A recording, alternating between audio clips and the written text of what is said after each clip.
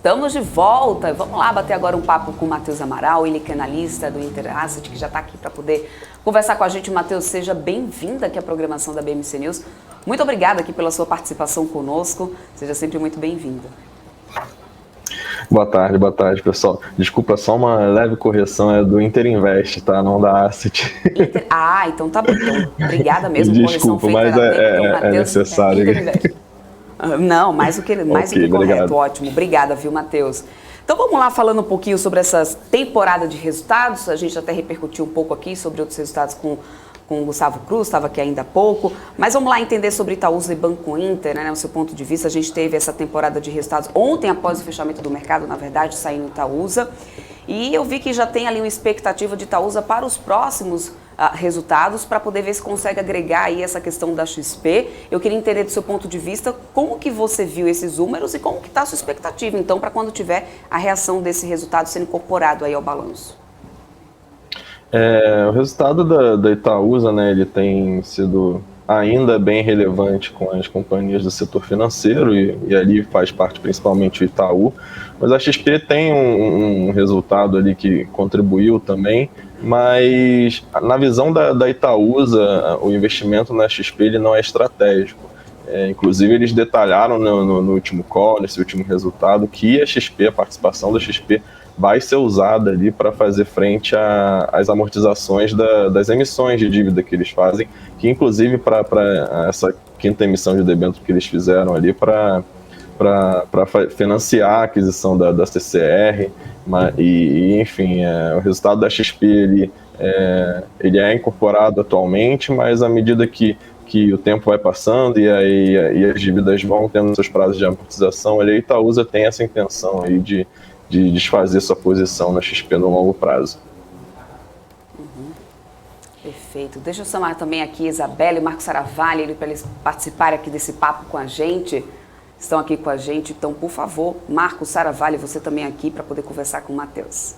Tudo bom, Matheus? Boa tarde, tudo bem? Tudo bem, Marco. Boa tarde. Tudo ótimo. Eu acho que vamos começar pelas perguntas mais fáceis aqui, né? Principalmente aquelas que não estão na pauta. Por favor, por favor. Mas acho que uma notícia de ontem, não sei, também já roubando a pergunta aqui da Isa já. Com a notícia de ontem em relação ao resultado do Nubank, né? Não sei se vocês têm cobertura, têm acompanhado, as ações caem forte desde o IPO. E depois vem o resultado, eu acho que para a gente, talvez você que acompanhou, e essa é a minha pergunta, né? O que teve de surpresa realmente para talvez ter essa reação que a gente viu ontem, particularmente? Será que é um novo banco? Enfim, tem novidades? Enfim, como é que você viu como analista mesmo, né? Não só talvez assim com novidades, né, operacionais, também a parte de cripto aqui surpreendendo, enfim, temos alguns pontos aí.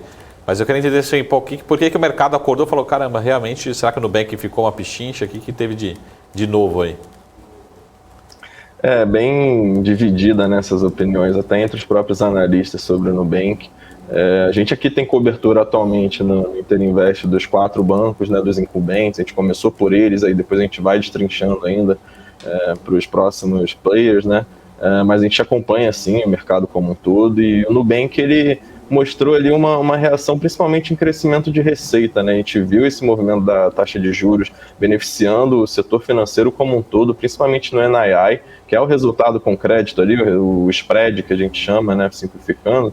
E esse spread ali no Nubank, o Nubank, como ele tem um produto ali relevante no cartão de crédito, basicamente a carteira de crédito do Nubank é o cartão de crédito, e ali as taxas são maiores. E nessa reprecificação de mercado, de acordo com as taxas, isso vai beneficiando o resultado do Nubank. E as receitas que a gente viu nos próprios incumbentes também foram melhorando por conta das taxas de juros. E a receita ali, recorde que eles reportaram, acabou agradando o mercado. Mas, por outro lado, o mercado ainda olha com muita atenção a questão da qualidade de crédito no Nubank, principalmente por ele ser uma instituição que é ainda bem concentrada no cartão de crédito, que é onde a gente está vendo uma maior deterioração da qualidade de crédito por conta do cenário macroeconômico que a gente está vendo atualmente. Então, a inadimplência ela tem aumentado bastante, gradualmente, né? A gente esperava uma normalização, da inadimplência no setor, principalmente no segmento pessoa física, e ali em pessoa física é relevante o segmento de cartão de crédito, crédito pessoal, e o Nubank, por estar mais exposto ao cartão de crédito, é onde você tem uma inadimplência maior também, o mercado acaba olhando de perto isso. Eles fizeram um ajuste ali também na contabilização da inadimplência deles, que foi até um cálculo um pouco diferente do que o mercado costuma praticar, e que acabou reduzindo, acho que aumentando ali na parte da inadimplência de 90 dias deles, mas o mercado tem olhado de perto a qualidade de crédito ali, que até o segundo semestre de 2022 é para se acompanhar se vai normalizar ou se vai continuar deteriorando acima das expectativas, como a gente tem visto em alguns bancos que têm uma exposição maior no varejo, que foi o caso do Santander, o Bradesco, mostrou uma inadimplência na pessoa física já em níveis pré-pandemia. Então, o que a gente pode esperar aí para o segundo semestre é ver como que isso vai se comportar e como que a qualidade de crédito, principalmente no segmento de pessoa física e cartão de crédito, vai se comportar. E aí tem que ver ali como que o Nubank vai compensar isso. Eles estão tentando, e o setor ele compensa no aumento do spread, né, no aumento das taxas, e por enquanto essas taxas ainda, quando a gente olha o Nubank, a gente não vê compensar de maneira tão rápida, porque a gente está vindo de um momento, de um período que a taxa de juros estava baixa, então esse crédito ele tem um delay, ele demora um pouco para ser refletido no resultado de maneira mais robusta em termos de aumento de margem de spread, mas no médio prazo pode ser que essas taxas maiores compensem ali o aumento da inadimplência, do PDD. Até o Matheus, até dando continuidade nesse ponto que você falou, assim, teve ali, depende um pouco da sua leitura, mas assim, me preocupa um pouco ali a inadimplência, né? Muita gente falou assim, não foi tanto assim, foi pequeno, mas é preocupação, assim, será que o Nubank ele sabe lidar com crédito assim como o Itaú sabe? Que o Itaú faz isso a vida inteira, o Bradesco faz isso a vida inteira. Será que o Nubank vai saber lidar? Porque acho que, minha opinião aqui, me corrija se estiver errado, mas eu acho que o Nubank ainda não pegou uma inadimplência ainda, né, forçando, como a gente viu em 2020, por exemplo. Será que não pode ser um ponto de preocupação? E aí a segunda pergunta, acho que só para complementar a primeira, assim, justifica-se a alta que a gente teve ontem, né? Assim, será que realmente foi tão surpreendente assim? Então, voltar um pouquinho para a primeira, depois para a gente falar da inadimplência, será que eles estão preparados para realmente acelerar na parte de crédito, né? Isso depende bem da estrutura de capital deles. Eles foram um banco que fizeram um IPO recente, então eles estão fortalecidos em termos de capital, então você tem uma basileia ali confortável, mas é interessante ver como que essa inadimplência vai se comportar no futuro. A gente precisa acompanhar trimestre a trimestre, eu não consigo te dar uma resposta clara e dizer que se no momento de crise maior eles vão saber lidar. É óbvio que numa instituição que tem uma exposição maior a um veículo, a um portfólio que tem um risco maior, esse trabalho de recuperação de crédito, de controle da qualidade de crédito ali, ele tem que ser bem feito. Então, é uma questão que tem que se acompanhar e tem que olhar como que está o nível de capital do Nubank para os próximos trimestres e à medida que isso vai evoluindo, como que ele está provisionando também. É importante ver o nível de cobertura da inadimplência dele. Se tiver com nível de cobertura dentro da média que costuma praticar, o nível... A gente tem visto os próprios bancos incumbentes, que aqui eu tenho um pouquinho mais de cobertura e um pouquinho mais de detalhe, na pandemia, quando eles fizeram as provisões complementares, isso estava acima de 300%, que é um nível elevado para a média que eles costumam ter de cobertura de inadimplência. E aí, conforme os anos foram passando e um controle maior, uma previsibilidade maior em relação à própria pandemia e os impactos disso na inadimplência do setor, eles foram continuando crescendo a carteira, a inadimplência foi recuperando os patamares normalizados, né? Ela estava baixíssima e foi recuperando. E a gente viu esse índice de cobertura cair nas principais instituições financeiras, e essa cobertura hoje está permeando os 200% que está que é um nível normalizado. Agora, se a inadimplência continuar aumentando, eles vão precisar provisionar mais. E mais provisão é mais despesa, e aí você tem um resultado pior. E isso em benefício da cobertura, para cobrir eventuais perdas. E agora o que tem que ser visto ali no Nubank, principalmente, é isso. Como está o nível de cobertura de inadimplência deles e como que essa inadimplência vai se comportar. E aí a gente vê os impactos disso no resultado e os impactos disso na qualidade de crédito, como que o banco está em termos de reserva, que é essa cobertura da inadimplência, para enfrentar um momento de maior crise. Mas acredito que eles estão bem capitalizados, tem um modelo ali que precisa ainda ser comprovado no longo prazo. Matheus, queria perguntar de cripto, né? Os principais bancos estão entrando ali no mercado, temos o Nubank, Itaú no foco também, mas outras instituições financeiras também entrando, como o BTG e XP. Como analista, como você enxerga esse movimento e qual o impacto que ele pode ter sobre as companhias e sobre o setor como um todo, ainda mais nesse momento de baixa aí dos criptoativos? Acho que os bancos viram ali uma demanda, principalmente em termos de investidor, né, do investidor de varejo, até do institucional, procurando tendo um pouco mais de demanda nesse tipo de ativo, né, é um ativo que parece que veio um pouco para ficar em termos de mais longo prazo, para ver se...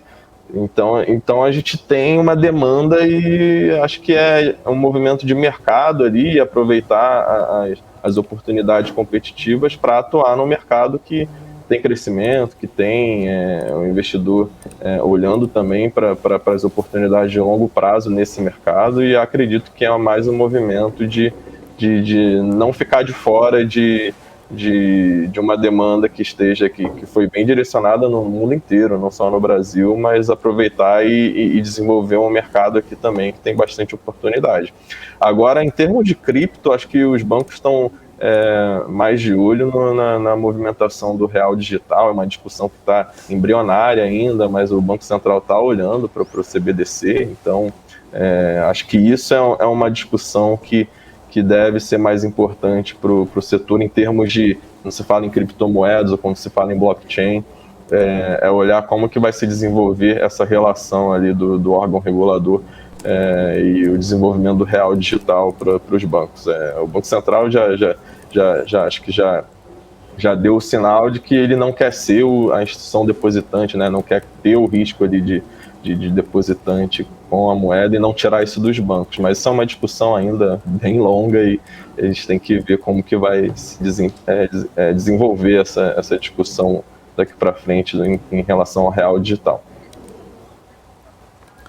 Ô, Matheus, posso só trocar de pauta aqui, mas dentro dos bancos, sendo direto ao ponto, o que está acontecendo no Banco do Brasil? Assim, por que de novo, a gente só tem surpresas positivas porque ou o banco está fazendo alguma coisa muito fora do radar, ou será que os analistas estão distantes, enfim, porque a gente está olhando aqui no gráfico, depois pedi para a Débora colocar na tela, poucas semanas atrás estava R$30, R$32, bateu mais de 40, é uma valorização muito forte, mostrando o quê? Que ou estavam muito pessimistas, ou realmente teve surpresa positiva, ali teve um gap na abertura do resultado, quando divulgou o resultado.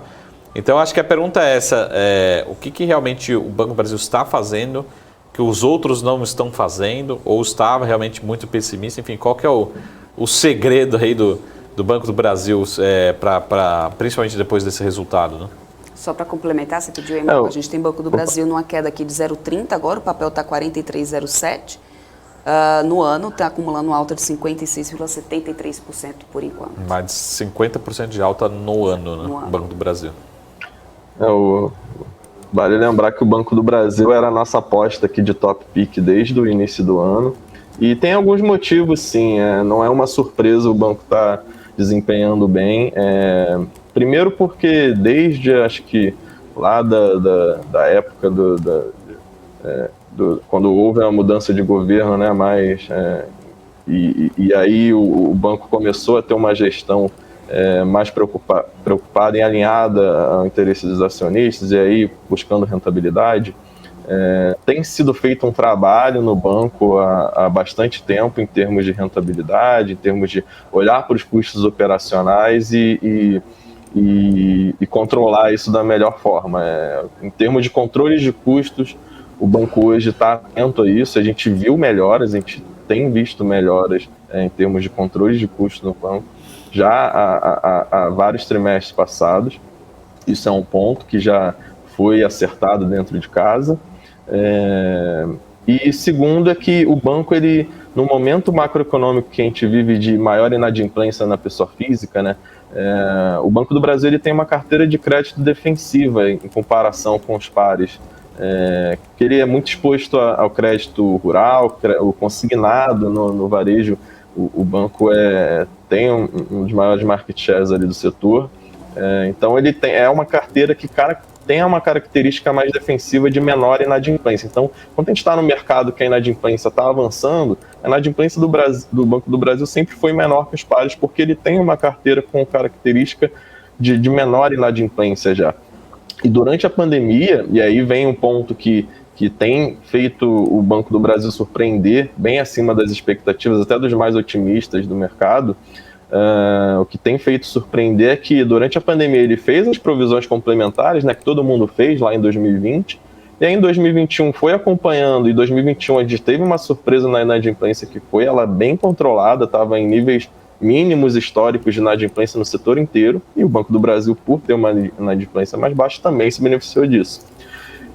E aí a cobertura, como eu estava falando do Nubank, né, o índice de cobertura do Banco do Brasil estava elevado para o nível de inadimplência que ele costuma ter. E aí, percebendo isso, o banco começou a usar, queimar um pouquinho dessa reserva de cobertura que ele tinha. Ele estava com níveis acima de 300% e começou a provisionar menos do que deveria. O normal no setor é fazer uma despesa de provisão com base na formação da inadimplência, mais ou menos por volta de 100%. Você pega as perdas que o banco registrou, você pega a inadimplência do banco, aí faz uma conta e vamos provisionar pelo menos 100% disso aqui, ou um pouquinho a menos, um pouquinho a mais. Então, geralmente é por volta disso, e o Banco do Brasil está provisionando cerca de 75%, ou seja, ele está usando da reserva dele para provisionar menos e aí gerar um pouquinho mais de resultado, mas podendo e fazendo isso com prudência. Então, a gente viu essa prudência no banco, né, que houve uma manobra, não foi nesse sentido, mas o banco tem reserva, estava muito mais provisionado do que precisava e acabou tendo despesas de provisões menores do que o necessário ali e acabou utilizando essa cobertura. E aí a gente viu resultados bem acima do esperado, mas a gente espera normalizar essas provisões aí para o segundo semestre. E aí, além disso, né, além de uma menor despesa com provisão, o banco tem reportado ali um bom controle de despesas, evoluindo ali em termos de NII, menos que os pares, mas evoluindo também. Agora no segundo TRI a gente viu uma evolução e reportando resultados com tesouraria mais forte que os pares também. Acho que resumindo um pouquinho do que o Banco do Brasil tem feito é isso. Para terminar aqui, sobe mais 50% até o final do ano? Não, era só para terminar aqui. Acho que uma régua boa ser negociada ali em torno de 0 a 9 vezes patrimônio ou uma vez até. Tem mais espaço. A gente está com um target aqui de 54, a gente atualizou depois dos resultados. Boa. Obrigada. Obrigada mesmo, viu, Matheus? Obrigada pela tua participação aqui com a gente, pelo seu tempo. Tá, então a gente espera contar com você aqui outras vezes para falar mais sobre o setor. Muito obrigada, até a próxima. Eu que agradeço, pessoal. Precisando, contem com a gente. Tchau, tchau. Obrigado.